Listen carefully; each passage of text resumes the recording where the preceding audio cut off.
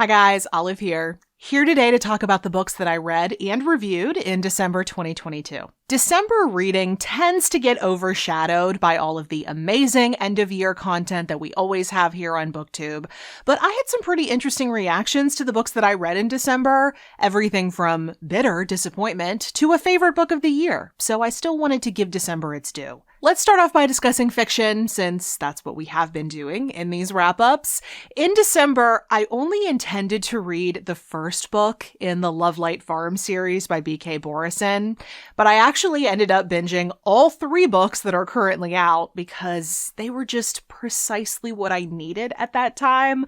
The first one is called Lovelight Farms, the second one is titled In the Weeds, and then the third one is Mixed Signals. All 3 of these are romance books set in the fictional small town of Inglewild, Maryland, and all 3 of the romantic leads in these books work on a Christmas tree farm called Lovelight Farms. Stella owns the farm, and she has been secretly, not so secretly, in love with her best friend Luca for many years, and their fake dating story makes up the first book. Beckett manages the farm, and his reconnection with a famous social media influencer with whom he had a very spicy fling in the past makes up book number 2. And then book number 3 is about Lovelight Farms' baker, Layla, and how she finally starts paying attention to someone in town who has had a crush on her for a very long time. All 3 of these were absolutely delightful. I do not regret for a second binging my way through them. It was just so perfect.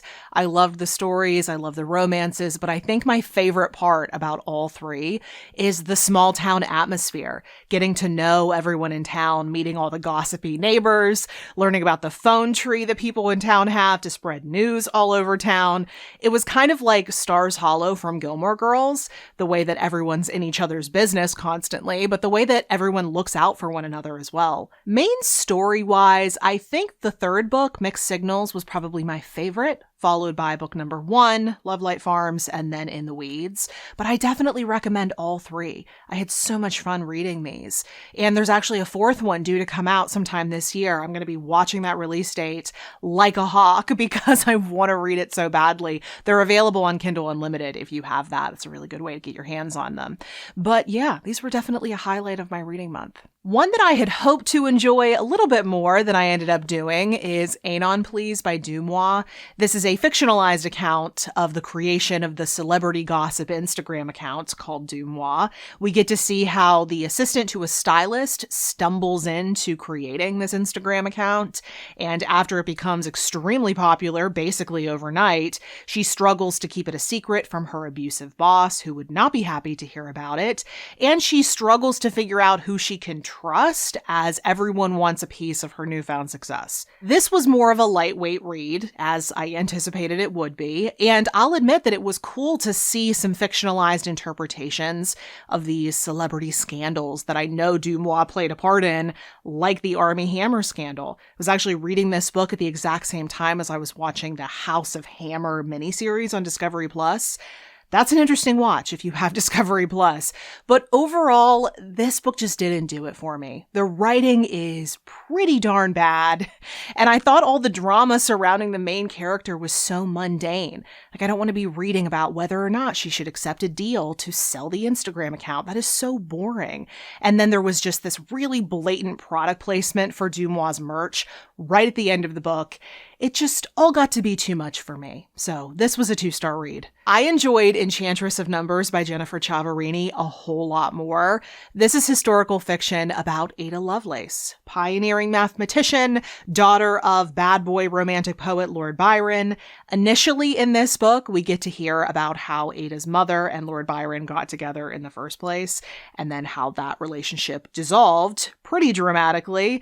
That was the section that we read in my Threadable circle, and I was just screaming in the margins because of how toxic of a relationship it was. For the rest of this novel, though, we're focused on Ada, and overall, I did really enjoy reading this.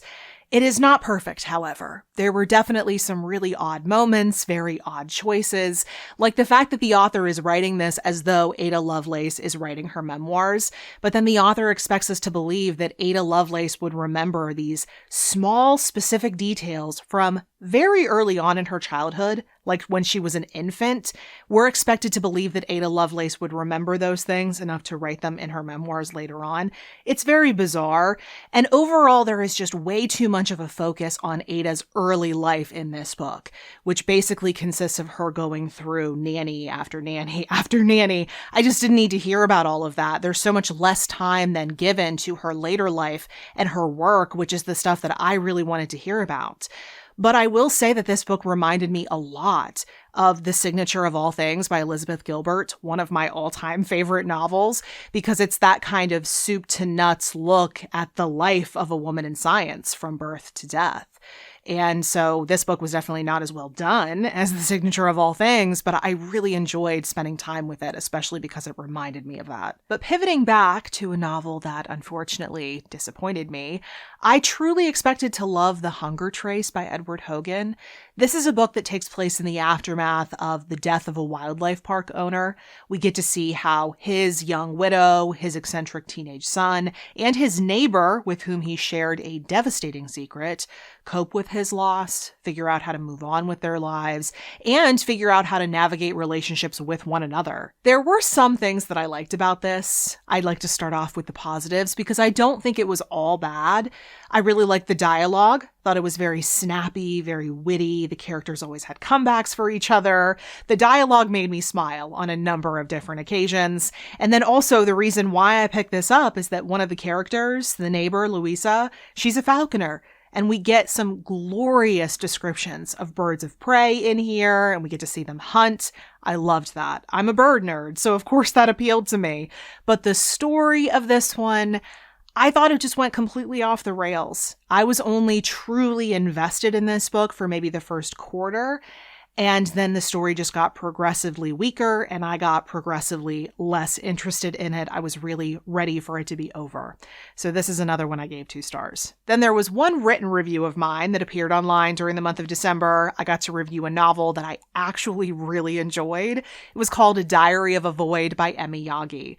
This is a Japanese novel about a woman who works in an office, and she is so fed up with cleaning up after her male coworkers that she decides completely on a whim to fake a pregnancy. She can't obviously clean up those dishes because they give her morning sickness, and then she has to continue with that lie through the rest of the novel, and it has some very unexpected consequences. I know the fake pregnancy storyline has been done time and time again, but in this book, it never veers into the stereotypical, and the entire thing is really funny, really cute. I thought the author did a great job. If you want to hear more of my takes on this, you want to hear more about this story, I reviewed this book for Harvard Review. I'll link that for you in the description box below. But now moving into the nonfiction that I read during the month of December, off of my TBR, I read Dangerous Rhythms by T.J. English. This is a history of the intersection of the worlds of organized crime and jazz music, from the beginning of the popularity of jazz music through when the jazz clubs began to fall out of style. I'd say the 2 main musicians who the author discusses in this book are Louis Armstrong and Frank Sinatra, but so many people in the jazz world, in the organized crime world, are talked about in this book. I actually had someone comment on one of my previous videos saying that they had a hard time with this book because they were largely unfamiliar with the jazz world. They didn't know who some of these people were. And after having read this book, I could totally see why they felt that way. This really isn't an introductory book to the jazz world. The author is assuming that you know some of these names as he's telling all of these stories because he has a larger point that he's trying to get across. That point is basically to show the reader why these worlds overlapped in the way that they did and why the musicians made the choice to align themselves with these kind of shifty characters. They did so because it was in their best interest. They would be a whole lot safer if they had the guys with the guns watching their back than if they didn't. The mob world was so intertwined with the jazz world that it just made more sense for a jazz musician to work at a mob-owned club. I think the author really tries to hammer that point home because it's so easy looking in from the outside to take the moral high ground. Like, we would all like to think we wouldn't align ourselves with mobsters, but if you were able to earn more money to feed your family and ensure your safety while you were doing what you loved, why wouldn't you do that? It's really hard to blame them. This is a fascinating read for established jazz fans like myself. I knew a lot of the names in this book, so it wasn't intimidating to me in that way, in the way that I think it would be for someone who doesn't know much about the jazz world. But I just really wish the author hadn't made the decision to include information about a lot of minor cities, like my city of Pittsburgh. He talks about the jazz scene in Pittsburgh for like a page or two before bouncing to another city, and he just keeps doing that. And I just don't think it was worth it to include all of that if it wasn't harmonizing with the rest of the book. I think it's a classic case of an author doing all this research and then feeling the need to include it in the book. This isn't a scholarly research paper. You're asking for money for a hardcover. You need to consider the reader's experience. So this was good, but it could have been better. Then I read 2 nonfiction books on bears. I was considering doing a 2 books on bears type video, but one of the 2 books I just didn't have enough to say about. So I just saved talking about both of these for this wrap up. The first one was called On Being a Bear by Remy Marion, and the second one was A Shape in the Dark by Bjorn Dila. On Being a Bear is a short but information-packed little book about bears from all over the world. You get to learn everything from the etymology of the word bear to how these creatures evolved. You get to know all 8 members of the Ursidae family. This is definitely one that I would recommend for beginners because I knew a little bit about bears going into this one, and I still learned so much. I learned that the grizzly bear is actually a subspecies of brown bear. I had no idea. I thought they were 2 entirely separate species. And also, I learned that there is such a thing as a grizzly bear polar bear hybrid. They're sometimes called Pizzly bears. Did you know that? It's definitely a decent book. I really enjoyed reading it. I just don't have much more to say about it beyond that because it's just a bunch of bear information. There's not much more to it than that. So that's why I decided not to make that dedicated video, but I did have a much stronger reaction to the second book, A Shape in the Dark. I would say that this book is memoir meets adventure nonfiction, and it focuses a lot on the North American brown bear, and by extension, the grizzly bear, since as I said, they're a subspecies. The author of this book grew up in Alaska, and he currently works as a wilderness guide. So as you would expect, there are a lot of stories about bear encounters in this book. Not all of them are dramatic or deadly, but some of them definitely are.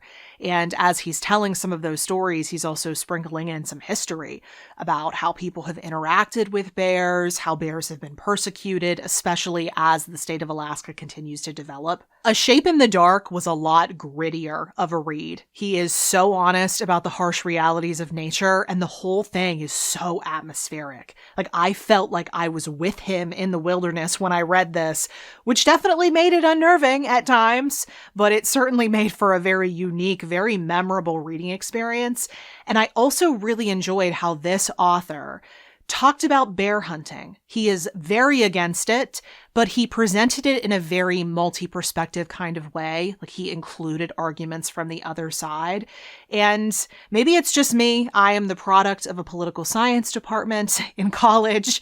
And I know that if you're presenting an argument and you're not including the counter argument and rebutting it as you're trying to make the claim for your argument, then you've failed. You have to at least acknowledge what the other side says, even if you completely disagree with it. And this author did that. And I really enjoyed that. So On Being a Bear was good. I enjoyed reading it. I do think it's good for beginners, but A Shape in the Dark really impressed me. And I think it's going to be the one of these 2 books that stays with me the most. Then there's just one more book that I read during the month of December that I wanted to quickly mention. I won't need to say much about it because I've already revealed it to be a favorite nonfiction read of 2022. It's called All the Colors Came Out by Kate Fagan. This is a memoir written by a former ESPN journalist in which she discusses the relationship that she had with her father before his death from ALS. This was a beautiful book, and the writing in here actually reminded me a lot of my all-time favorite novel, Rules of Civility by Amor Towles, which is saying something because I rarely, if ever, compare books to Rules, but there was just something about the writing in here that reminded me of it, and I'm sure that helped me connect to this all the more.